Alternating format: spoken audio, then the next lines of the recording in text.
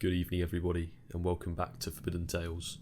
Tonight's story is called Don't Let Them In, and it was written by Maddie Kate.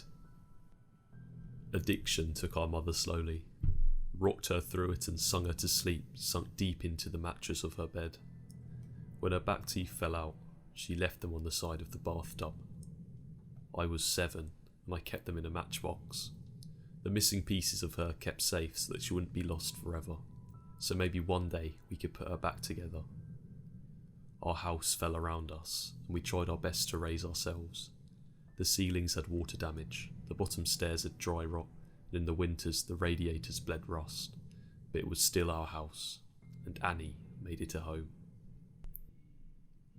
My sister Annie mothered me, with lopsided band-aids on bruised knees and lukewarm microwave meals. She told me ghost stories and didn't mind when I crawled into her bed late at night, too scared to sleep on my own. She taught me to dance, barefoot on the living room carpet, music channel on full volume with the TV, shaking our hips. She always let me shower first so that I could enjoy the hot water, and never complained when she had to make do with the cold. She'd brush my hair every day before school, even when I screamed and hit her because she caught the tangles. Annie was dark-haired like her father, whoever he had been, but I was blonde. Annie was desperate to be blonde too, like Marilyn Monroe, like Mum.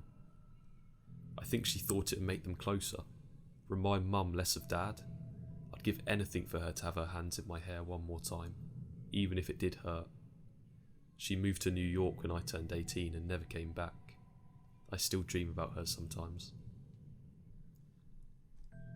Keeping up with our mother was impossible, and we learned from a young age that we would always be left behind. It didn't make it any easier. When she was drinking light, she was radiant and would wake us up at 3 a.m. with pancakes dripping in cherry syrup.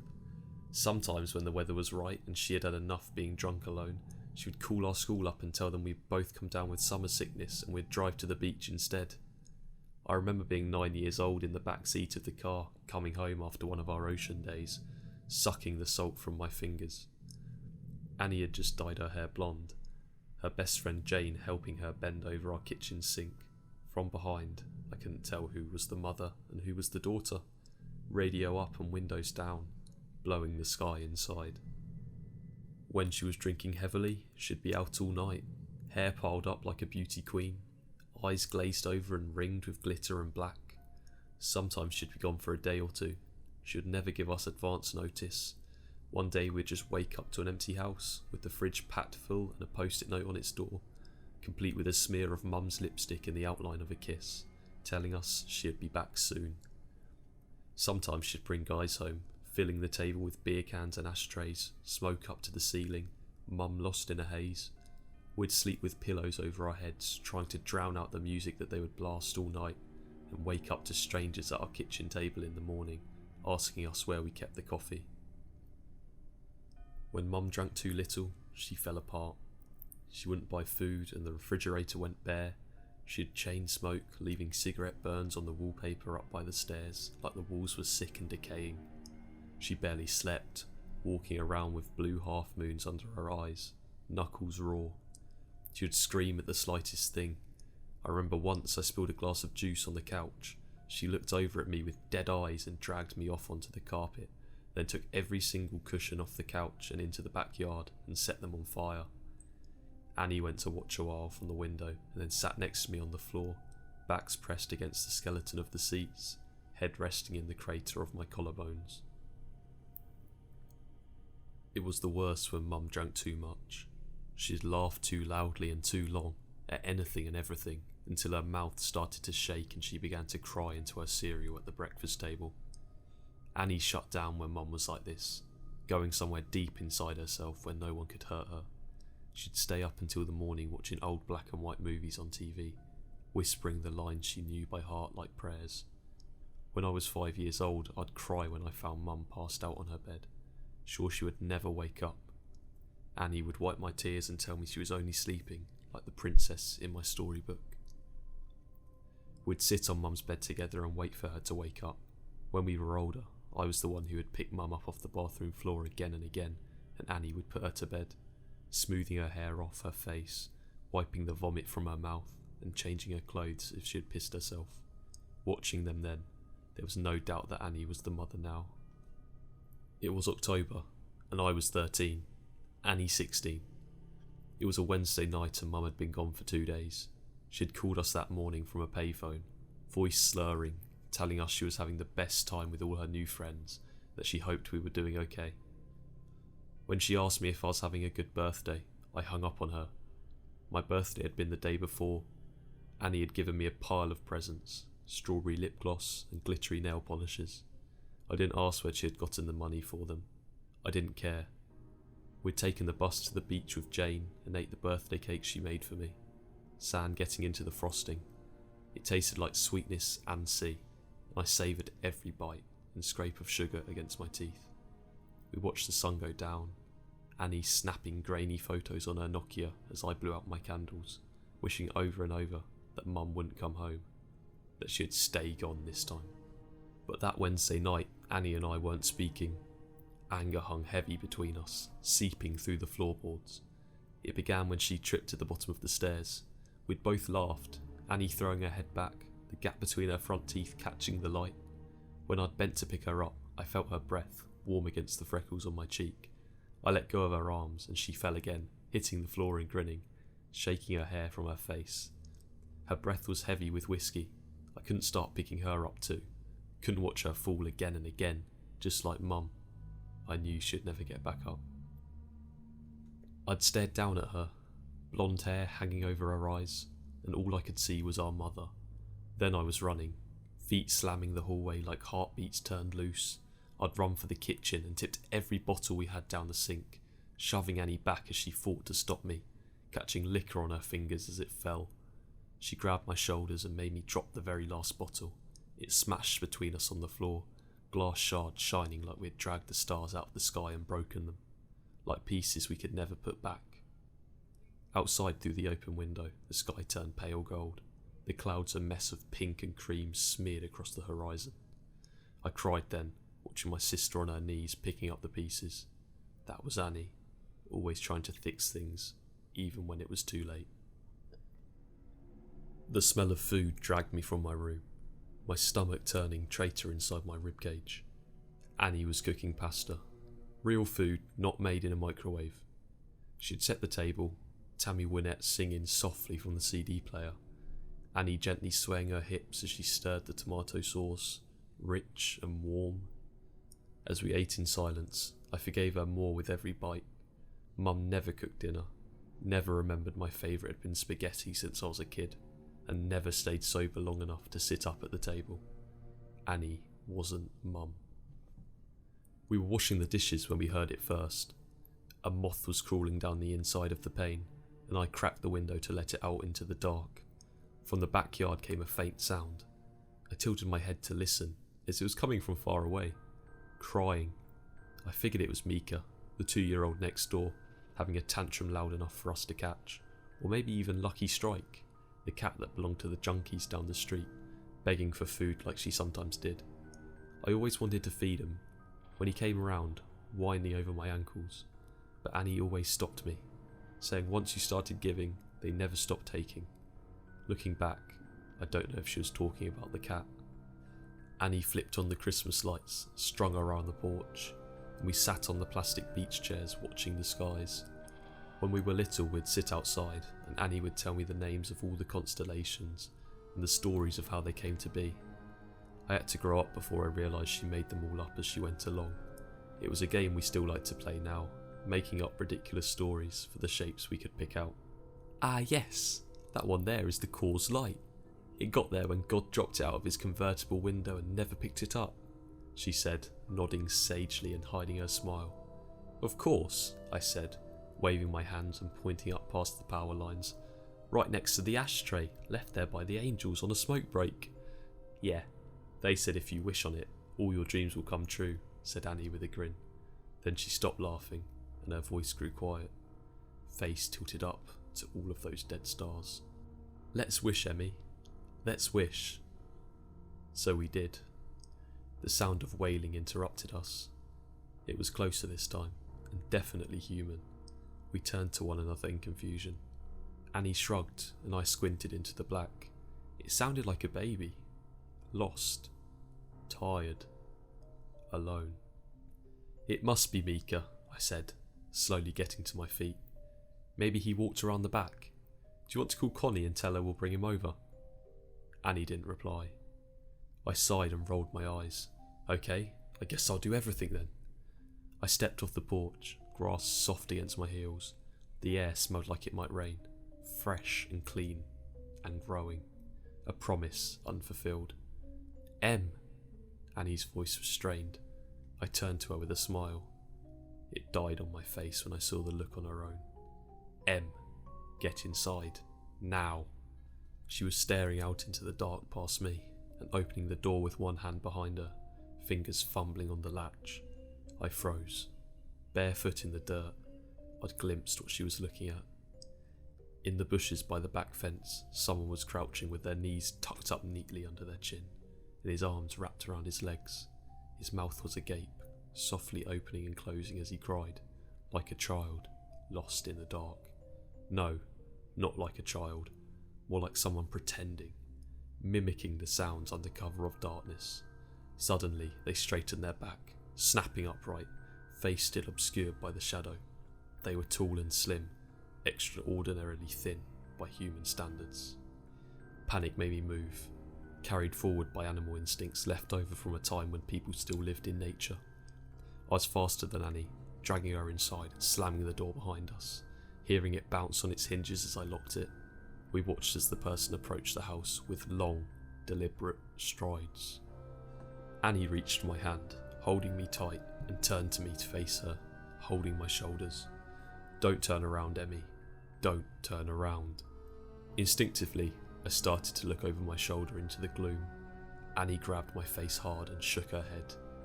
I knew then she was serious. Her voice cracked, and she cleared her throat, gripping my hand tight enough to hurt, nails digging in, grounding herself. I looked down at interlocked fingers, both of us born of the same bones. I'm going to call the cops, and everything is going to be fine. Her voice faltered, stuttering, tears spilled over her lashes. Annie never cried. Your phone's on the porch, she whispered, and bile crawled its way up my throat. Her phone was upstairs charging. A soft tapping filled the silence. Annie turned wide-eyed to the window. It was the sound of someone's forehead slowly and repeatedly bumping against the glass. Then the blows accelerated, gaining in both speed and strength, skin meeting glass until they were slamming into the window hard enough to shake the panes. A moment later the tapping stopped, and I was about to ask Annie if I could look now, when she screamed, followed by the sound of cracking glass and a tremendous crash. Whoever was in our yard had just smashed their face hard enough into the window to shatter it. We ran up the stairs, two at a time, skipping the rotted ones out of habit. I turned to look behind me once, and Annie yanked my face back before I could see. The sound of glass breaking echoed behind us, and we made it to the bathroom and locked the door. A weak, mewling cry, like that of an infant calling for its mother, filled the hallway, trapped between the walls and the entryways. Annie threw her back against the door, feet jammed up against the bathtub, clutching a knife she grabbed from the kitchen.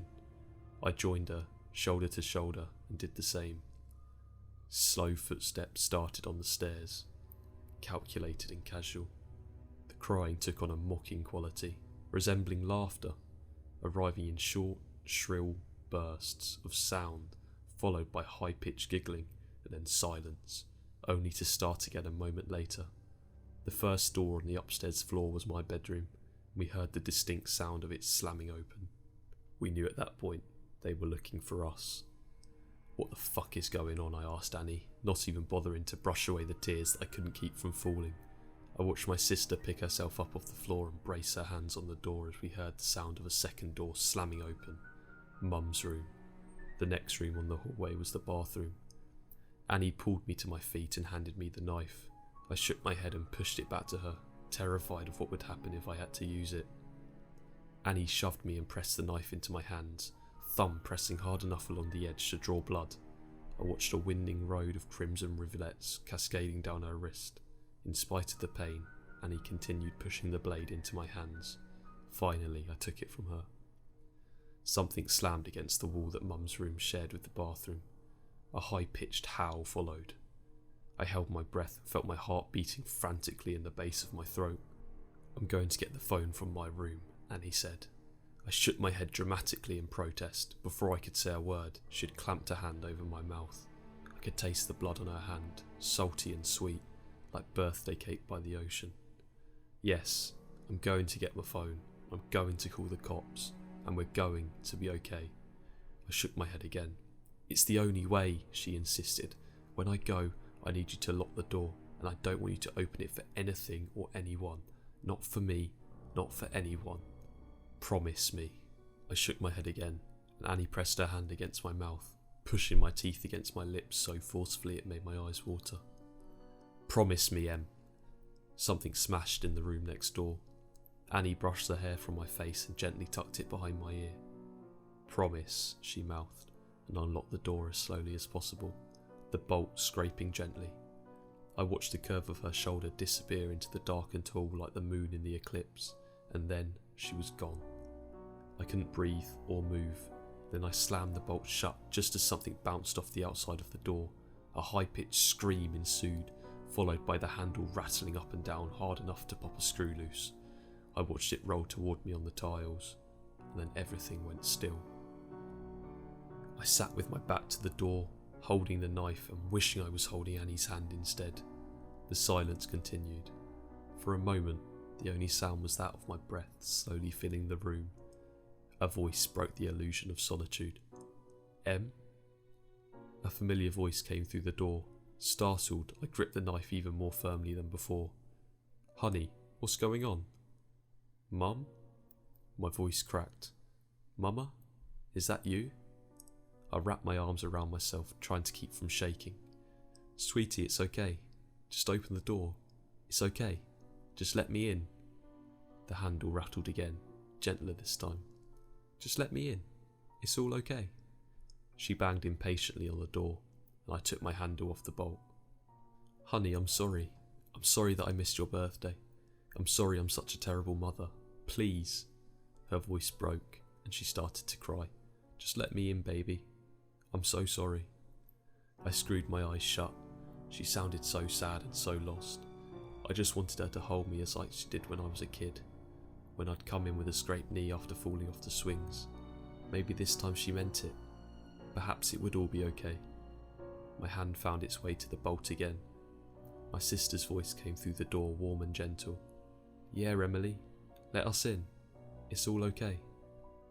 My hand froze on the bolt, and I tightened my grip of the weapon. Annie never called me by my full name. A hand banged on the door, handle rattling. "Emily, let us in." Annie's voice became low and guttural, followed by the same shrill giggles from before. Mum spoke now, pleading and crying, her voice growing louder and louder. "Let us in, let us in, let us in," she shouted over and over again, punctuated by her fists on the door. I thought about bedtime stories, and all the demons and monsters we pray never crawl out from under our beds. "That's not my sister, and you're not my mother," I screamed through the door, hands over my head. I climbed into the bathtub, curled into the fetal position, and clutched the knife to my chest. I didn't know what was going on outside that door, but I knew it wasn't Annie. It wasn't the voice that scolded me whenever I changed the TV channel, the only one that sang me happy birthday, the one that told me I was smart even when I got bad grades, the one that read me stories about princesses that never wake up. It wasn't human. Bangs and yells came from downstairs, followed by the footsteps of people running.